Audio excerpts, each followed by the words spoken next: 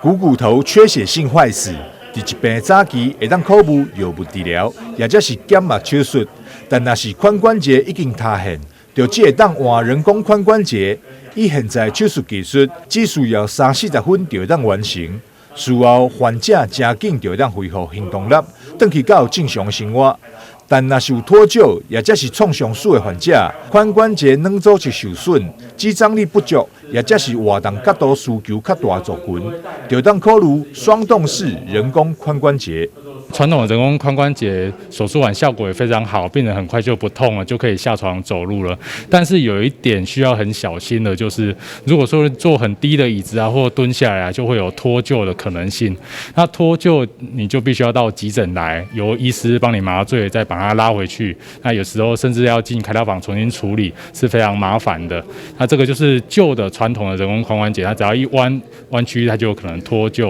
那现在新款的人工髋关节，这种叫做双动式的人工髋关节，它的活动度是变得非常大，因为它是有2个关节面，一个是大的关节面跟上面的髋臼杯，它是可以活动的。那里面还有一个陶瓷的小球，陶瓷的小球跟大头之间也会活动了，就是有2个关节面，所以它的活动度变得非常大，所以它的活动度几乎可以接近你原本自己的髋关节，所以无论是蹲下啊，或者是翘脚啊，要绑鞋带啊都没有问题。所以这一款的人工髋关节可以提供给需要很大的活动度的，例如说你工作要蹲下来的，或者是之前就常常脱臼的一些患者，来提供他们做选择。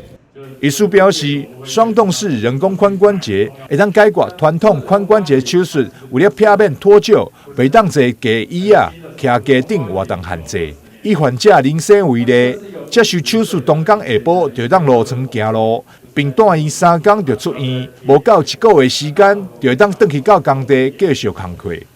台南新闻张硕伟采访报道。